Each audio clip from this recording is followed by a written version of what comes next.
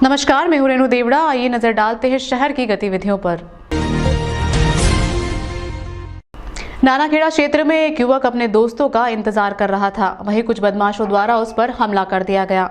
घायल युवक को उपचार के लिए जिला चिकित्सालय पहुंचाया गया। बीती रात को कमल टटवाल अपने दोस्तों का रास्ता देख रहा था, तो वहीं भारत माली और उनके मित्रों द्वारा फरियादी से शराब के पैसे मांगे और नहीं देने पर कमल टटवाल के साथ मारपीट की। घटना के बाद घायल कमल टटवाल को उपचार के लिए जिला अस्पताल पहुंचाया गया और नीलगंगा थाने में रिपोर्ट दर्ज कराई गई। अब पुलिस आरोपी की तलाश कर रही है। नानाखेड़ा से घर की तरफ जा रहा था तो विस्तार बैंक के नीचे रुका। मैं वहाँ पर मित्र का इंतजार कर रहा था, तो वहाँ पर भरत मालवी के साथी उसके 6-7 जने साथ में आए। शराब के पैसे मांगने लगे मुझसे कि शराब के पैसे नहीं दिए तो मुझे चाकू से हमला कर दिया सर पे, और बोला अगली बार पैसे देने से मना कर, जान से मार दे।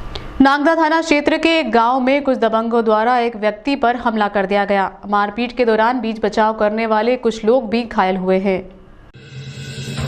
बीती रात नागदा थाना क्षेत्र में एक गांव के अंदर कुछ दबंगों द्वारा धन सिंह आंजना के ऊपर हमला कर दिया गया।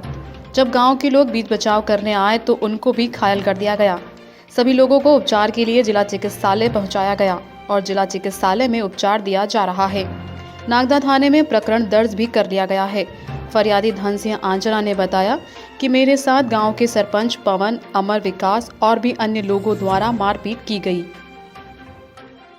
नहीं, एक ही परिवार के लोग। नहीं, घायल होने वाले अलग अलग है, सब सरपंच है। अच्छा, और साथ में कांग्रेस नेत्री नूरी खान सप्तसागर संरक्षण हेतु चलाए जा रहे आंदोलन में शामिल हुई और मंच से मध्य प्रदेश सरकार को आड़े हाथों लिया। सप्तसागर का संरक्षण पौराणिक महत्व के हिसाब से बहुत जरूरी है। जिस जल संकट से हमें गुजरना पड़ता है, यदि शहर के इन सप्तसागरों का संरक्षण कर लिया तो उस जल संकट से मुक्ति मिलेगी। सप्तसागरों का पूजन महिलाएं करती हैं। यह हमारी विरासत धरोहर है। उनके जल को संरक्षित रखना, संवर्धन करना हर नागरिक की जिम्मेदारी है। सारे सप्तसागरों का संरक्षण संवर्धन किया जाए। इस पूरी लड़ाई में मैं तन मन धन के साथ हूँ। उक्त बात मध्य प्रदेश महिला कांग्रेस की वरिष्ठ उपाध्यक्ष नूरी खान ने रामादल अखाड़ा परिषद द्वारा गोवर्धन सागर पर किए जा रहे धरना आंदोलन में कही। नूरी खान ने कहा, 500 करोड़ की नर्मदा शिप्रा लिंक योजना, 100 करोड़ की खान डायवर्शन के बाद क्यों गंदे नाले पानी में मिल रहे हैं?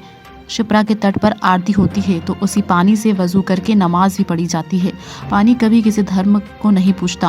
मैं इस लड़ाई को लड़ती रहूंगी। रामादल अखाड़ा परिषद के संत महंत महामंडलेश्वर द्वारा धार्मिक नगरी अवंतिका के सप्तसागरों की दुर्दशा की ओर शासन प्रशासन का ध्यान आकर्षित करने के लिए लगातार तीसरे दिन रविवार को भी अंकपात मार्ग स्थित श्री गोवर्धन सागर के तट पर धरना दिया, जिसमें नूरी खान पहुंची तथा संतों का पुष्पहार भेंट कर सम्मान किया।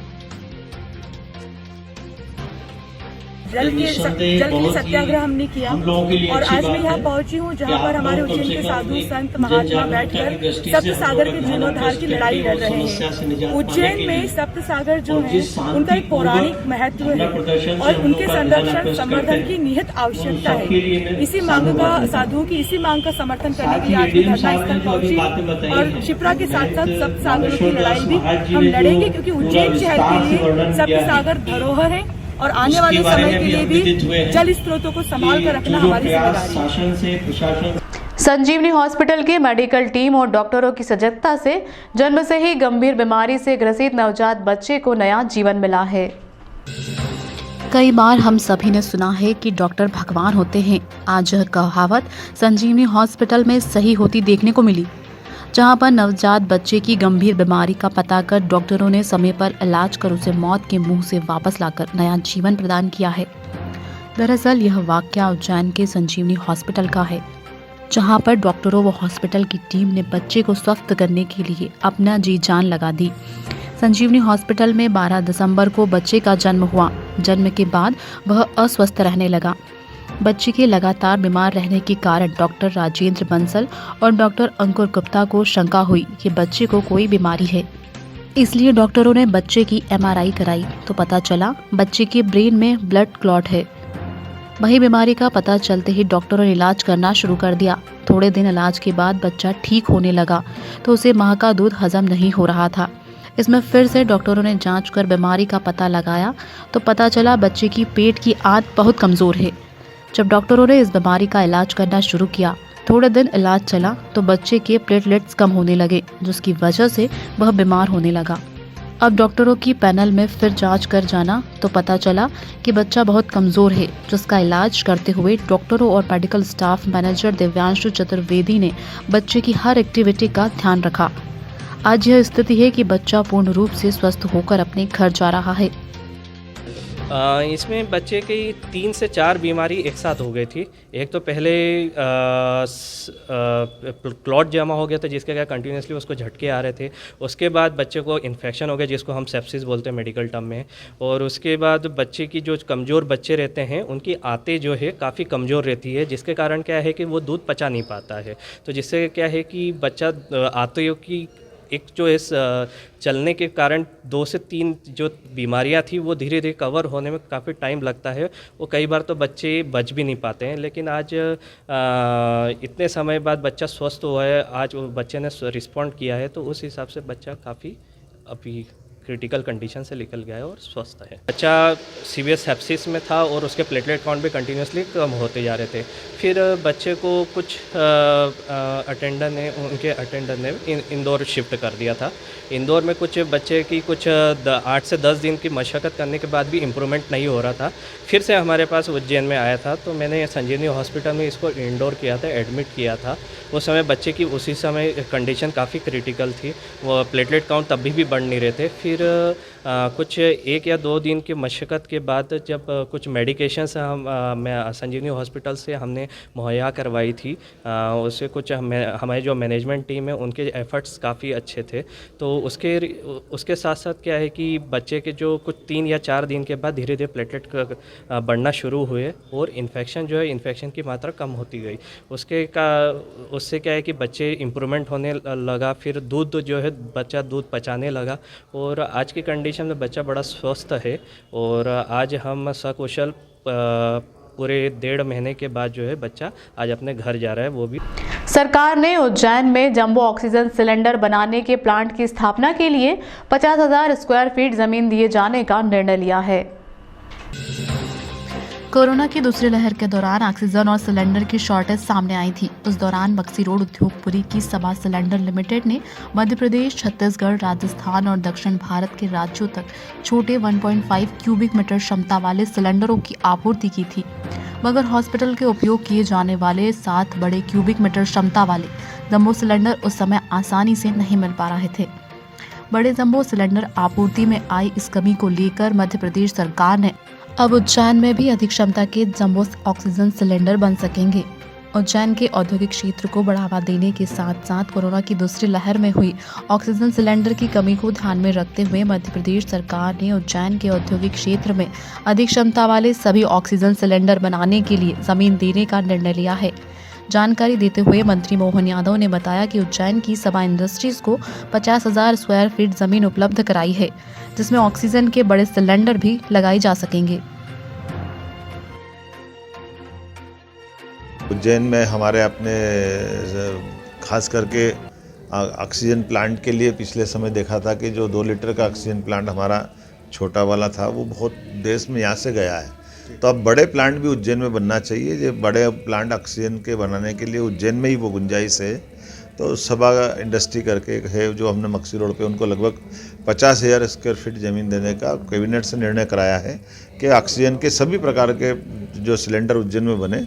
तो उज्जैन में ऑक्सीजन के सिलेंडर बनाने की एक उपलब्धि भी रहेगी और इसके साथ साथ कोरोना के कठिन काल में जहाँ कहीं ऑक्सीजन की आवश्यकता है तो वो सिलेंडर रिफ़िल के रूप में काम आएंगे। मैं उम्मीद कर रहा हूँ कि ऐसे यूनिक इंडस्ट्रियलिस्ट जो अपने कोई विशेषता के साथ उज्जैन में कोई उद्योग डालना चाहते हैं तो हम सब तरह से उनको प्रमोट कर रहे हैं। उसी कड़ी में इसको प्रमोट किया।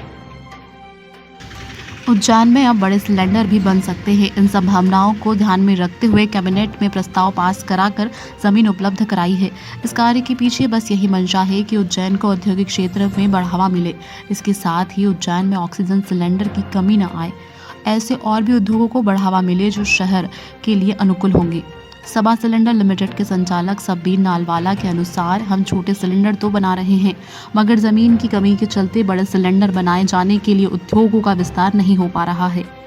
सरकार से जमीन मिलते ही जंबो सिलेंडर निर्माण के लिए प्लांट का काम शुरू कर दिया जाएगा।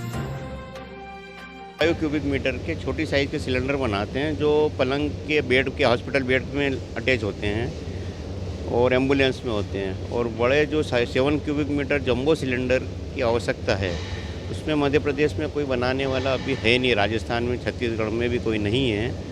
तो जैसी मंत्री जी से चर्चा होती रही है कि अगर अतिरिक्त स्थान हो तो इसके बचे हुई जगह और उस जगह को मिलाकर दोनों स्थान में जंबो सिलेंडर हम बना सकते हैं। तो उसके दृष्टिगत रखते हुए ऐसी बातें होती रही है और अभी कुछ ऐसा पता लगा है कि शायद गत सप्ताह ऐसा निर्णय हुआ है कि 50,000 स्क्वायर फुट जगह दी जा रही है। तो इसके यहाँ मिलने के बाद हम लोग दोनों जगह में संयुक्त उपयोग करते हुए जंबो सिलेंडर का उत्पादन कर सकेंगे। मध्य प्रदेश, राजस्थान, छत्तीसगढ़ में कोई भी जगह नहीं बनते हैं जंबो सिलेंडर। आप क्या पूरी रिक्वायरमेंट पूरी कर पाते हैं उज्जैन से? अभी सारी रिक्वायरमेंट गांधीधाम आदि में जो फैक्ट्रियाँ हैं वहीं से आकर पूरी होती है। इस वक्त जो अभी सेकंड लहर आई थी उस वक्त महाराष्ट्र सरकार और गुजरात सरकार के ऐसे निर्णय थे, पता नहीं, ऐसा पढ़ने में आता था कि वहाँ से वो सिलेंडर दूसरे राज्यों में भेजने में प्रतिबंध लगाया था। तो अपने को मध्य प्रदेश में काफ़ी तकलीफ आई थी। तो उसको दृष्टिगत रखते हुए चर्चा होती रही थी कि अपने यहाँ उत्पादन शुरू करना ही पड़ेगा। फिलहाल इस अंक में इतना ही। अगले अंक में आपसे फिर मुलाकात होगी। नमस्कार।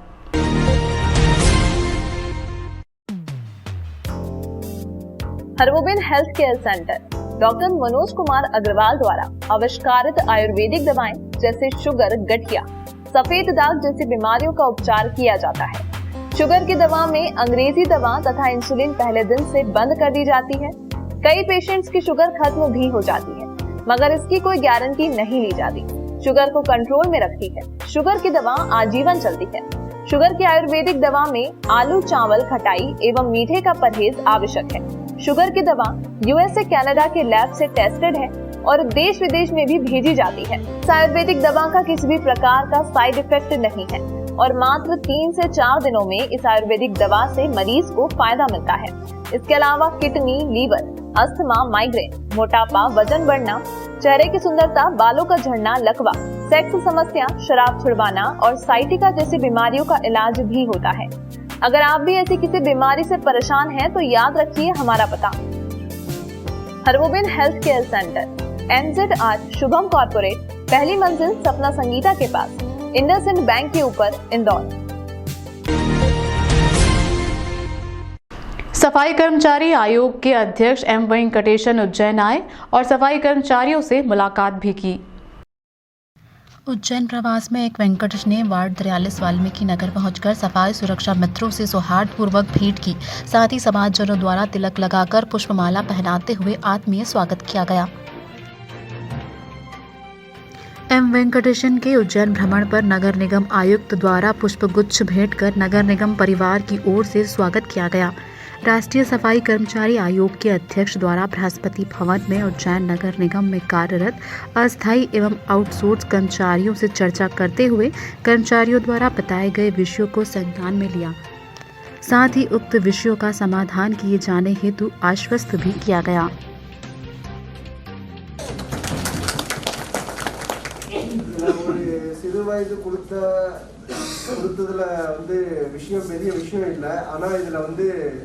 முக்கியமான விஷயம் ஒன்று இருக்கு. நான் எஸ்சி சமூகத்தை சார்ந்தவர், சஃபாई कर्मचारी हूँ. ஒரு சஃபாई कर्मचारी குடும்பத்திலிருந்து அதோட சேர்மனா நியமிக்கிறது இதுதான் முதல் முறை। आज़ादी के अमृत महोत्सव के तहत सूर्य नमस्कार में मलखम, जूडो और योगा के खिलाड़ी शामिल हुए। उज्जैन के लोकमान्य तिलक विद्यालय की व्यायामशाला में आज़ादी का अमृत महोत्सव के तहत सूर्य नमस्कार का आयोजन किया गया। यहाँ अलग अलग खेल के खिलाड़ियों ने सूर्य नमस्कार किया। दरअसल पूरे भारतवर्ष में 75 करोड़ सूर्य नमस्कार करने का लक्ष्य रखा है। इसी के तहत उज्जैन महानगर में 16 से 23 जनवरी तक सूर्य नमस्कार किए जा रहे हैं। सूर्य नमस्कार के इस आयोजन में ज़्यादातर खेल संस्थाएं भाग ले रही है। मुख्य रूप से मलखम, जूडो और योगा के खिलाड़ी इसमें शामिल हो रहे हैं।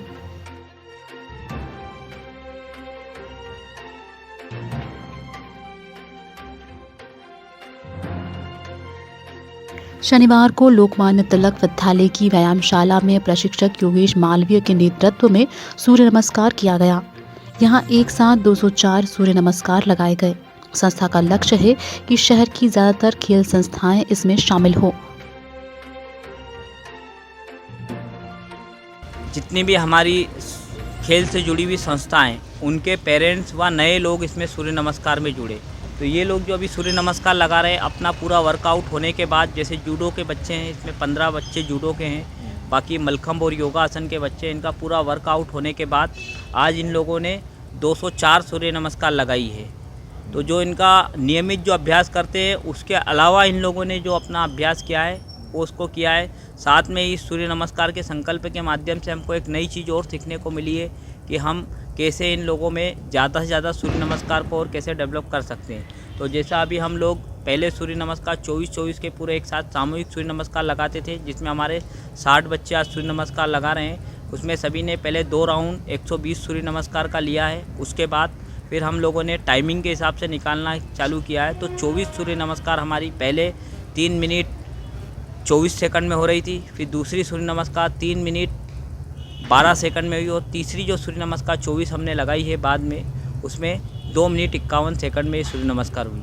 चरक अस्पताल तिराहे पर नेताजी सुभाष चंद्र बोस की प्रतिमा पर माल्यार्पण कर उनका जन्मदिन मनाया गया। आज़ाद हिंद पैनल द्वारा प्रतिवर्षानुसार इस वर्ष भी राष्ट्रीय वीर क्रांतिकारी नेताजी सुभाष चंद्र बोस की जयंती 23 जनवरी रविवार को चरक हॉस्पिटल तिराहा आगर रोड पर मनाई गई। नेताजी की प्रतिमा पर माल्यार्पण किया गया। यहां विधायक पारस चंद जैन ने कार्यक्रम की अध्यक्षता की। भाजपा नगर जिला अध्यक्ष विवेक जोशी मौजूद रहे। यहां नेताजी अमर रहे के नारे लगाए गए। इसके साथ ही फूलों से आकर्षक रंगोली सजाई गई। यहां रंगोली के माध्यम से स्वच्छता सर्वेक्षण का संदेश दिया गया।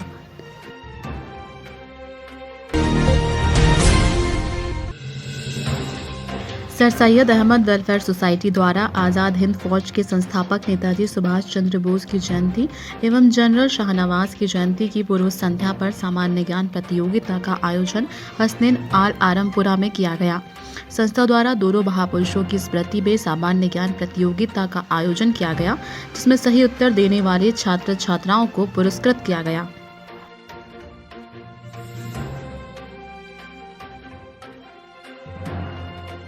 खानम कैंसर हॉस्पिटल की स्थापना की? इमरान खान। बिल्कुल सही जवाब, इमरान खान।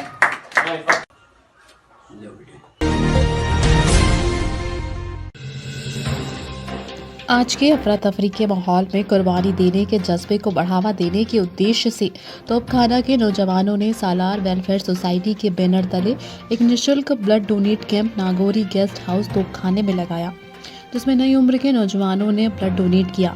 संस्था ने कैंप लगाकर लोगों को फायदा पहुंचाने की सीख देते हुए सभी को ब्लड डोनेट करने की अपील की। काफ़ी लोगों ने इस कैंप के जरिए अपना ब्लड डोनेट किया। सिविल हॉस्पिटल के डॉक्टर व स्टाफ ने सहयोग प्रदान किया। इस मौके पर नागौरी समाज के सदर अब्दुल रशीद साहब, सालार सोसाइटी के तमाम मेंबर मौजूद रहे। जानकारी सदस्य अब्दुल रशीद नागौरी, हाफिज फैसल साहब ने दी।